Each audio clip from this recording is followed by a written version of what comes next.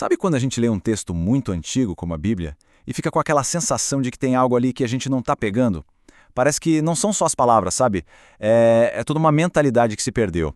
Hoje, a gente vai entender por que isso acontece e, o mais importante, como dá para resgatar a profundidade original desses escritos. Então, a grande pergunta que fica é: por que a Torá, que é a base de tudo, muitas vezes soa para nós como um monte de regras esquisitas, distantes da nossa realidade? Olha, a resposta não está na nossa falta de inteligência, não. O problema é uma mudança gigantesca na forma como a gente aprendeu a pensar. Ok, vamos mergulhar nisso. O problema todo nasce de um choque, uma colisão entre duas maneiras de ver o mundo. A Bíblia nasceu num ambiente hebraico que é totalmente focado em narrativa, em relacionamento, em comunidade. Só que a teologia que moldou o Ocidente foi assim profundamente influenciada pelo pensamento grego, que é outra coisa, completamente diferente. E essa diferença, gente, ela é crucial. O pensamento grego está sempre buscando o conceito abstrato, organizando tudo em caixinhas, em categorias, como se fosse um tratado de filosofia.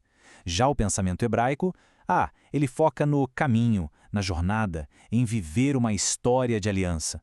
Quando a Bíblia começou a ser lida com as lentes gregas, ela virou mais um livro de ideias e menos a história viva que ela realmente é.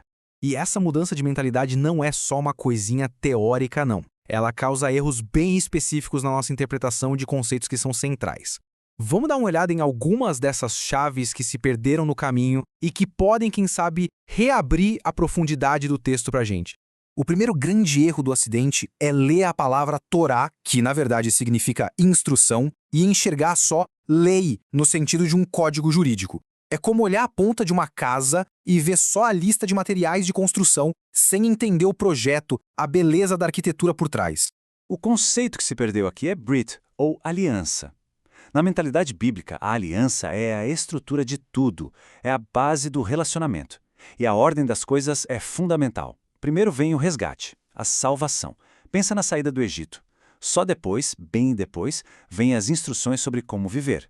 E essa frase aqui, nossa, ela resume tudo de forma perfeita. A lógica não é obedeçam para um dia se tornarem meu povo. É o exato oposto. Olha, eu já libertei vocês, vocês já são o meu povo, agora aqui está o caminho para vocês viverem de acordo com essa identidade que vocês já têm. Se você tira a aliança da equação, a lei vira só moralismo. E isso nos leva direto para o segundo erro, que é enxergar os mandamentos como um monte de regras externas que a gente tem que cumprir, muitas vezes por medo ou para ganhar a aprovação de alguém. Vira uma lista de pode e não pode totalmente desconectada de quem a gente é.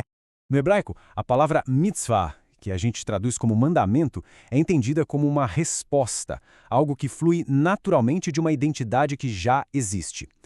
Israel não guardava o sábado para se tornar o povo de Deus. Eles guardavam o sábado porque eles já eram o povo de Deus, entende? É uma expressão de pertencimento.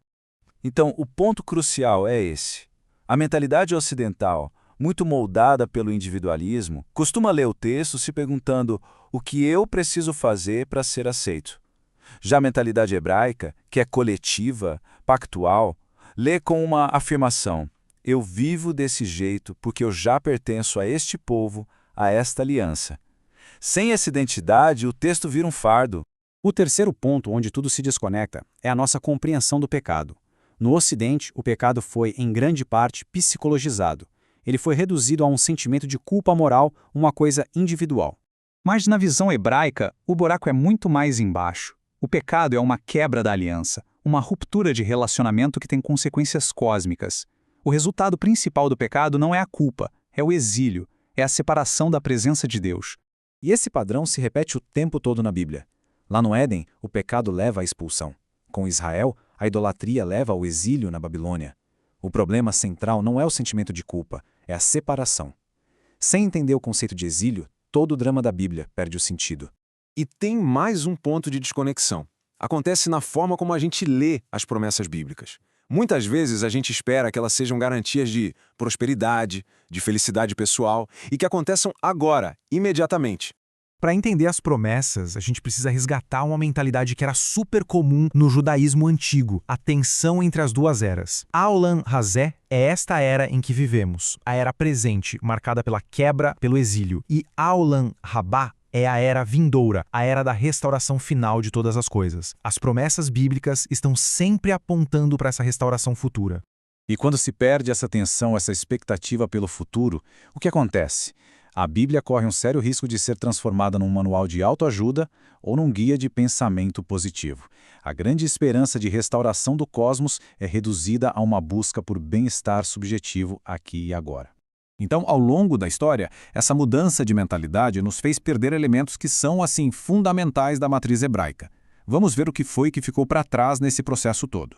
A Bíblia fala a um povo, mas o Ocidente a lê como um indivíduo. A cultura hebraica é de zikaron, uma memória ativa que torna o passado presente, enquanto o Ocidente foca muito na experiência do momento. A linguagem hebraica é concreta, cheia de imagens, e a ocidental traduz tudo para abstrações. E como a gente viu, o tempo hebraico olha para a restauração final, enquanto o tempo ocidental está focado no agora, no presente psicológico.